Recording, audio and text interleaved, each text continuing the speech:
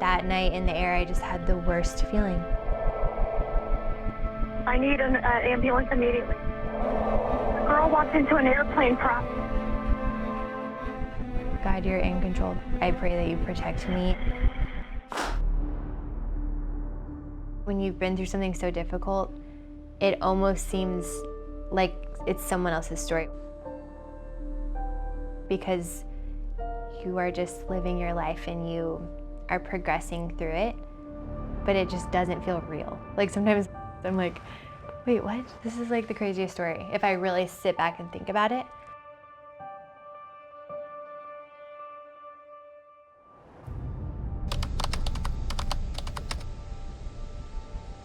We went to our good friend's house, which is on a little airport north of our house in Plano. And so someone was like, who wants to go look at Christmas lights? And I'm very adventurous, and I had gone flying a few times, and I was like, I'd love to. And so I went up first, and I just had the worst feeling. I was like, something is about to happen, and I don't know what it is. And so I just remember like so clearly, like gripping really tightly onto this seat and just praying. And I was like, God, you're in control of my life. I pray that you protect me. So we land, and I'm like, still just like, something's not right. In the dark of night, with the engine still running, 22-year-old Lauren Scruggs exited the plane. A girl walked into an airplane prop. I need an ambulance immediately. Okay. Was it moving when it happened, or? Yes. I think it cut her hand off. Barely conscious, Lauren was medevaced to a trauma center where teams of specialists worked around the clock to save her life, performing 6 different surgeries on her hand, shoulder, face, and eye. I had a traumatic brain injury, so I was hit through part of the head. Surgeons installed plates under the skin above and below her eye where her facial bones had been crushed, and removed fragments of her skull lodged in her brain. A lot of people even ask me, like, isn't it so crazy that you were so close to death? Doctors managed to stabilize Lauren's condition, but told her parents she might never regain her full mental capacity. When you heard people's accounts of what happened that night, Yeah. was it hard to hear what actually went down? I don't remember the traumatic part. I just woke up kind of with the outcome, and that was more shocking to me. So I was actually hit in the eye, but didn't lose it initially. They were trying to save it for about 2 weeks. So they removed that, and then loss of my left hand, which is like immediate. Do you feel like you ever lost faith in any of this? I feel like my relationship with God grew to a much deeper level during that time because nothing else was sufficient. During her first week, Lauren endured countless surgeries and heavy sedation. Once she regained consciousness, she was forced to come to grips with her whole new reality. What was that like when you first looked at yourself for the first time? I feel like the best word is helpless because I'm like, oh my gosh, I can't fix this. Have you ever had any anger in this situation? Yes, for sure. Which is really hard because I've never truly been that emotional of a person, and it's such a new feeling and emotion for me to experience, and it needs to come out and it needs to happen, and it's part of grieving. It seems like you never victimized yourself throughout this whole thing. No. I feel like you just cannot live in that perspective or it'll take you to a really bad place. Lauren's fighting spirit started to kick in. When doctors asked her to stand up for the first time and take 20 steps, she upped the ante and took 30.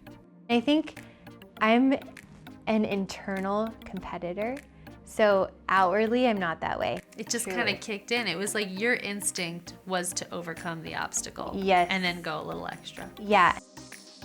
Once Lauren was released from the hospital, she threw herself into rehab 7 days a week. After some trial and error, she found the perfect training facility that specializes in helping pro athletes prepare for their upcoming seasons. I think when I started seeing victories like, oh my gosh, I'm boxing again, or I just did like 10 push-ups today.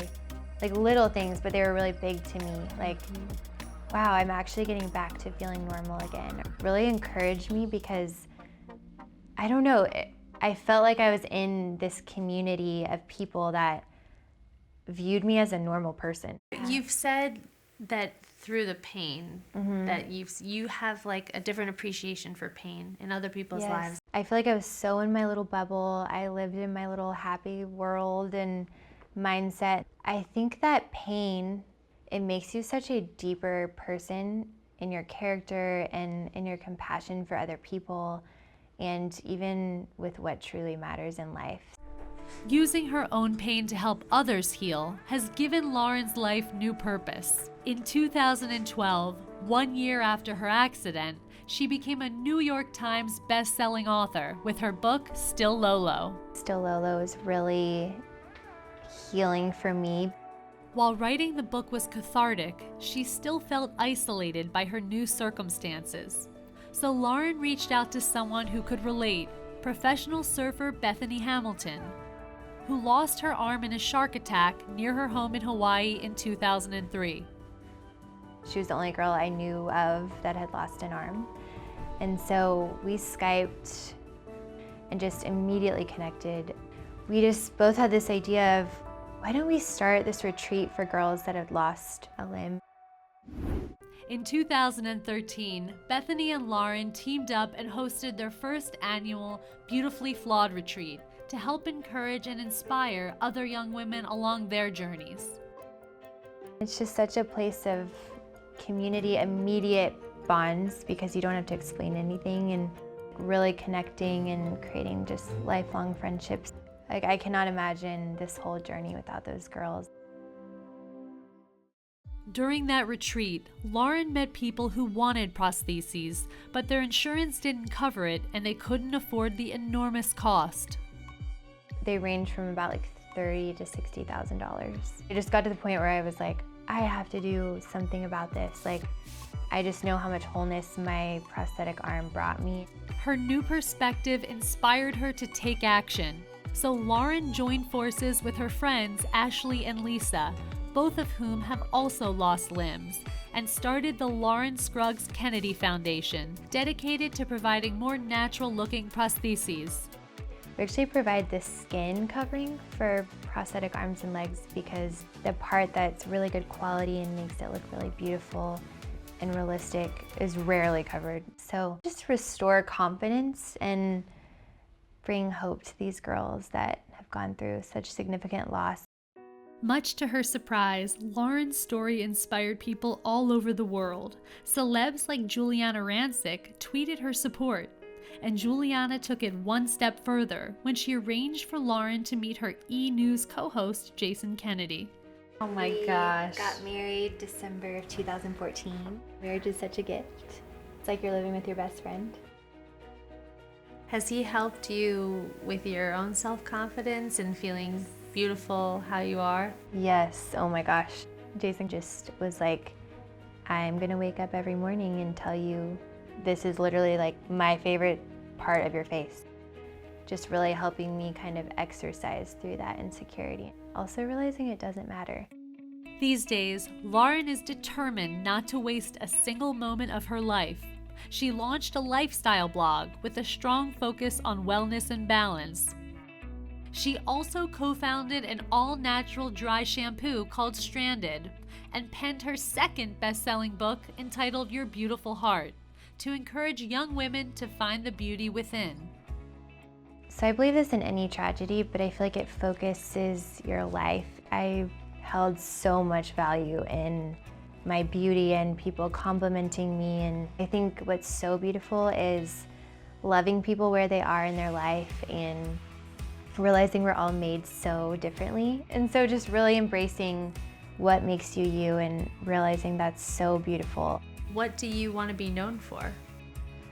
Wow, that's such a good question. I think just confidently being who I am and walking in the story that God put before me and helping people in their journeys.